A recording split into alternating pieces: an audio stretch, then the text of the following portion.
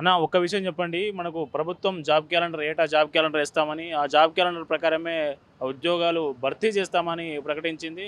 ప్రకటించినట్టుగానే స్టార్టింగ్‌లో ఒక job calendar అయితే రిలీజ్ చేసింది. కానీ దాని ప్రకారం రిక్రూట్‌మెంట్ ప్రాసెస్ అనేది నడుస్తా ఉందా? లేదా? ఏమంటున్నారు? అన్న జాబ్ క్యాలెండర్ లేదు, ఏది లేదన్న.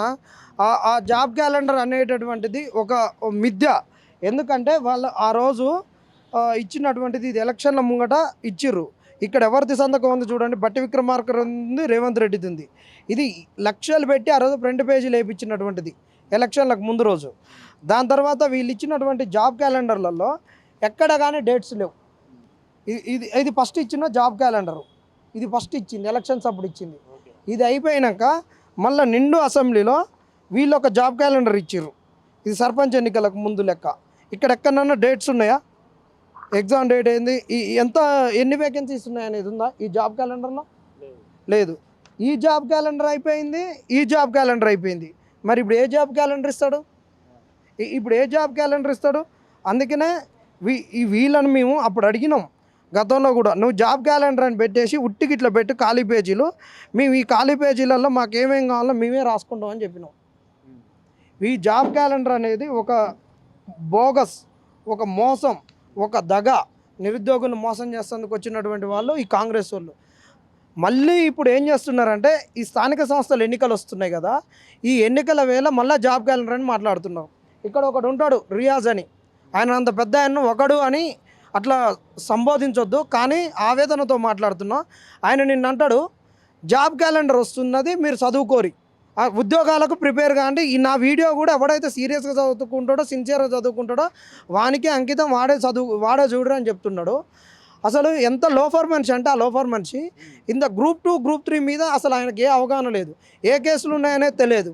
ఆ రోజు వచ్చిండు మేము చేస్తుంటే మా వల్ల బాగుపడ్డటువంటి ఈ రియాజు ఈరోజు బస్సు యాత్రలో కూడా డబ్బులు మింగిన రియాజు, ఈరోజు డబ్బులు మింగి కారు కొనుక్కున్నటువంటి రియాజు, మా వల్ల ఇవాళ 3 సంవత్సరాల పదవి కాలం ఉన్నటువంటి గ్రంథాలయ సంస్థ చైర్మన్గా ఉన్న రియాజు కనీసం ఇవాళ ఈ చిక్కడపల్లి లైబ్రరీ నన్ను బాగు చేసిండా, కనీసం అక్కడ బాత్రూంలో వసతి పెంచిండా, అక్కడ ఫుడ్ ఏమన్నా పెంచిండా, అక్కడ సన్నబియ్యంతో వచ్చేటటువంటి ఫుడ్డు, మంచిగా ఉన్నటువంటి ఆహారము, ఒక ఎగ్గు అలాంటివి ఏమన్నా ఏర్పాటు చేపిస్తుండా?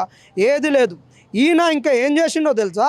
ఆ రోజు బస్సు యాత్ర చేస్తుంటే ఈయన ఒక మనిషిని పెట్టుకొని ఆయనతోటి అక్కడ ఉన్నటువంటి ఎమ్మెల్యేలకు కంటెస్ట్ చేసిన ఎమ్మెల్యేలతోటి ఈయన డబ్బులు వసూలు చేయించుకొని ఆ డబ్బులు తిని అబ్బాయితో తిన్నాక అభ్యర్థులంతా అక్కడ బస్సు యాత్ర చేస్తున్నటువంటి అభ్యర్థులు కూడా, సార్ ఇదేంది ఇట్లా చేస్తున్నాడు అని చెప్తే అక్కడ ఉన్నటువంటి ఎమ్మెల్యేలు, కంటెస్టెడ్ ఎమ్మెల్యే క్యాండిడేట్లు కూడా, ఏందా నువ్వు రియాజ్ బస్సు యాత్రలో ఒక అబ్బాయిని పంపించినావు, ఆయన వచ్చి అందరిని మమ్మల్ని డబ్బులు అడుగుతున్నారంటే ఆయన ఇమ్మీడియట్గా గాంధీ భవన్కి పిలిపించుకున్నాడు, ఆ బస్సు యాత్ర చేయించుకున్నాడు. మళ్ళీ అదే క్యాండిడేట్ని ఈయన ఎమ్మడి తిప్పుకొని ఆయన వసూలు చేసుకొచ్చి ఈయనకి ఇస్తుంటే ఇన్ని రోజులు పెట్టుకొని ఆయనను తిప్పుకున్నాడు.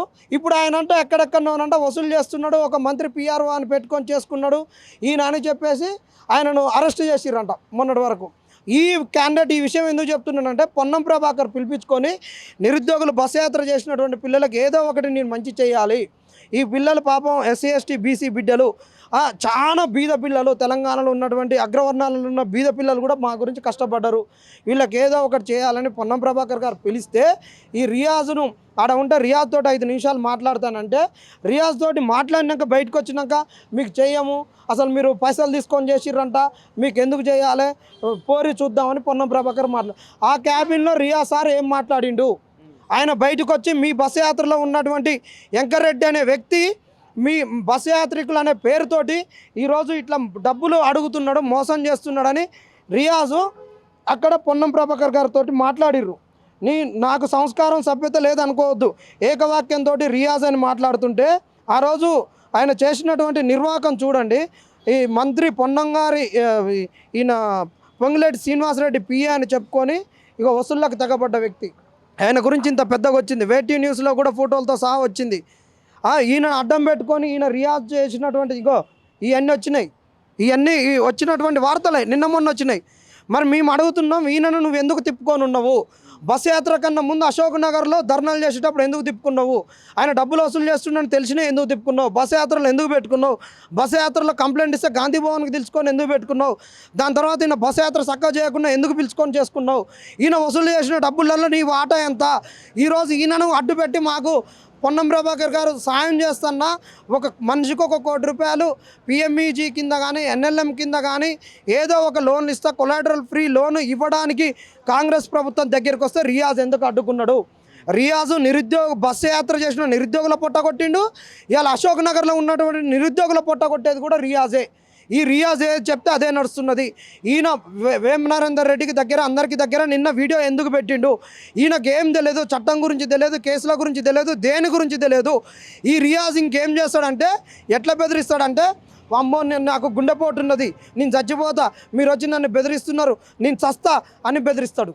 ఓడన్న పోయి గట్టి తిట్టి వణుకుతాడు, బెదిరిస్తాడు. పోరగాళ్ళని అమ్మ పుచ్చుకున్న ఇటు చేస్తే మా బతికేమవుతుందిరా అని భయపడతారు. అట్లా అంటాడు, పోతాడు. కాంగ్రెస్ వాళ్ళకి ఏం చెప్పాలనో చెప్తాడు. ఈ కాంగ్రెస్కు పట్టిన శని, కాంగ్రెస్ కింద వ్యతిరేకత రావడానికి రియాజే, నిరుద్యోగుల జీవితాలు నాశనం కావడానికి రియాజే. ఎందుకు చెప్తున్నానంటే Group 2 పోస్టులు పెంచనీయలేదు, Group 1 పోస్టులు 1:100 చేయనీయలేదు, Group 3 పోస్టులు పెంచనీయలేదు. ఈయన పెద్ద మూర్ఖుడు. రియాజు ఈపు పలిగితే నిరుద్యోగులకు న్యాయం జరుగుద్ది. అదే చెప్తున్నాం. ఇదే మీరు పెట్టండి. నిరుద్యోగులకు ఒక శని రియాజు.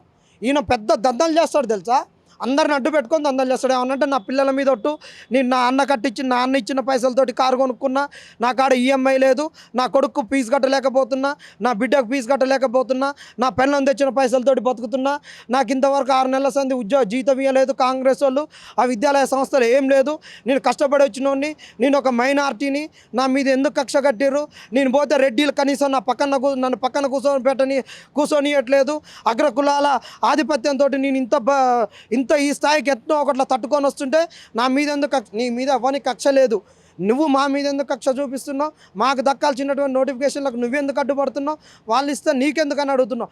జాబ్ క్యాలెండర్ రాకుండా చేస్తున్నది రియాజే. కాంగ్రెస్ వాళ్ళకి చెప్తున్నావు, రేవంత్ రెడ్డి ఎవడు అడిగిండు నీకు, ఎవడొచ్చి అడిగిండు చెప్పు. జాబ్ క్యాలెండర్ వద్దు, ఉద్యోగాలు వద్దు, రోడ్ల మీద ధర్నాలు చేస్తున్నారు, ఈ నోటిఫికేషన్లకు మేము చదవలేకపోతున్నాం, నోటిఫికేషన్ మీద నోటిఫికేషన్ నీకు ఎవడు చెప్పిండా రేవంత్ రెడ్డి? ఒక్కరిని బయటికి పంపి నీకు చెప్పినా నీ ఒక లెటర్ మాకి, మేము అంతటి మేము మాట్లాడతాం. ఇవన్నీ లత్కోరు మాటలు కాంగ్రెస్ వాడు. నిరుద్యోగులారా కదలండి. రేపు వచ్చే వారం ఈ సివిల్స్ ఎగ్జామ్ ఉంది కాబట్టి ఎవరు రావట్లేదు, వీడు నోటిఫికేషన్లు ఇవ్వట్లేడు కాబట్టే అశోక్ నగర్ ఖాళీ అయింది. లేకుంటే అశోక్ నగర్ కితకితలాడేది. ఈ టైంకి బేక్ జోన్ చుట్టూ ఇక్కడ ఎట్లా ఉండేదంటే, వలేస్తే ఇట్లా చేపలు ఎట్లా పడతాయో అట్లా ఉండేది. అలుగు పోస్తుంటే చేపలు అలుగు ఎట్లా ఎక్కితే అట్లా ఉండేటటువంటి జనాలు ఈరోజు లేకుంటున్నారంటే నోటిఫికేషన్ లేకనే. దీనికి కారణం కాంగ్రెస్. ఆ కాంగ్రెస్ నాశనం కావడానికి కారణం రియాజు. నోటిఫికేషన్ల వల్ల నోటిఫికేషన్లకు రాకపోవడానికి రియాజు. ఇంకొకటి, ఈ Group 1లో ఇలాంటి మోసం జరగడానికి పెద్ద కారణం నర్సింగ్ అడ్వకేటు. ఈయన చేసినటువంటి లత్కోరు దగా పని వల్లనే ఈరోజు Group 1 2.1 లాస్ అయ్యి నష్టపోయి ఈరోజు రోడ్డుకెక్కిన కాంగ్రెస్ నాయకులారా, నోటిఫికేషన్లు ఇవ్వకుండా సహించేది లేదు. రియాజ్, నువ్వు కనుక ఇంకోసారి ఇలాంటి జిమ్మిక్కులు చేస్తే మాత్రం అశోక్ నగర్లో నువ్వు తిరగవు, నీ కారు ఉండదు, నువ్వు ఉండవు, నీ ఇన్స్టిట్యూట్ ఉండదు. నువ్వు ఎవరితోటి అక్రమంగా వసూలు చేసుకుంటున్నావు అనేటటువంటి ఇక్కడ ప్రచారం ఉందో దానిపైన కాంగ్రెస్ వాళ్ళు ఎంక్వైరీ చేయాలి. రియాజ్ పైన ఎంక్వైరీ పెట్టాలి. అశోక్ నగర్లో ఒక ఎంక్వైరీ కమిటీ వచ్చి నోటిఫికేషన్లు ఎవడొద్దు అంటుండో తేల్చాలి. నోటిఫికేషన్లు ఇవ్వకుండా మాత్రం స్థానిక సంస్థలలో కాంగ్రెస్ వాళ్ళ పంచలు కూడా కొడతామని చెప్తున్నాం. ఇప్పుడు గెలిచిన తర్వాత, ఈ గవర్నమెంట్ వచ్చిన తర్వాత, రియాజ్కు పదవి వచ్చిన తర్వాత అశోక్ నగర్కి ఎప్పుడన్నా వచ్చిండా? అశోక్ ఎప్పుడు వస్తూనే ఉంటాడు, దొంగసాటుగా వస్తాడు. రియాజు వచ్చి ఇన్స్టిట్యూట్లో పాఠాలు చెప్పుకొని పోతాడు, వచ్చి దొంగతనంగా ఇన్న ఇన్స్టిట్యూట్లోనే వీడియోలు చేసిపోతాడు.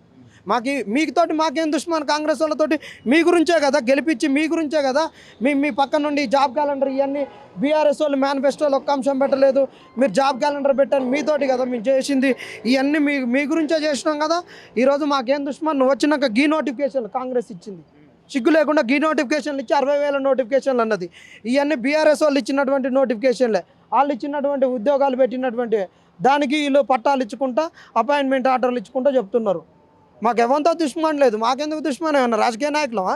రేపు స్థానిక సంస్థలలో ఏమన్నా మేము సీట్లు అడుగుతున్నాం, ఎంపీటీసీ జడ్పీటీసీలు నోటిఫికేషన్లు ఇరియకుండా మాత్రం ఓడగొడతాం, పక్కా ఓడగొడతాం. మా సత్తా ఏందో చూపిస్తాం. ఇప్పుడు ప్రతిపక్షాల వాళ్ళు కూడా మాకు చక్కగా ఎవరు రాకపోవచ్చు, కానీ ఎన్నికలు వచ్చినప్పుడు అందరూ వస్తారు. అప్పుడు మేము ఏం చేయాలనో, ఏ నిర్ణయం చేయాలనో ఖచ్చితంగా చేస్తాం. ఒక్క 10 మంది ఉన్న బస్ యాత్ర తిరిగినా కానీ నేను ఒడగొట్టే తీరుతాం. ఓకే, ఇది మనకు జాబ్ క్యాలెండర్ సంబంధించి గవర్నమెంట్ ఇచ్చిన జాబ్ క్యాలెండర్ ఏది విశ్వసనీయంగా లేదని, అది ఇప్పటి వరకు 2 సార్లు జాబ్ క్యాలెండర్ రిలీజ్ చేసినా కానీ దాని ప్రకారం నోటిఫికేషన్ రావట్లేదు, దాని ప్రకారం రిక్రూట్మెంట్ నడవట్లేదని నిరుద్యోగులు ఆందోళన వ్యక్తం చేసిన పరిస్థితి ఉంది. మన జాబ్ క్యాలెండర్పై ప్రభుత్వం ఏం చెప్తుంది, ఎట్లాంటి నిర్ణయం తీసుకోబోతుందో చూడాలి.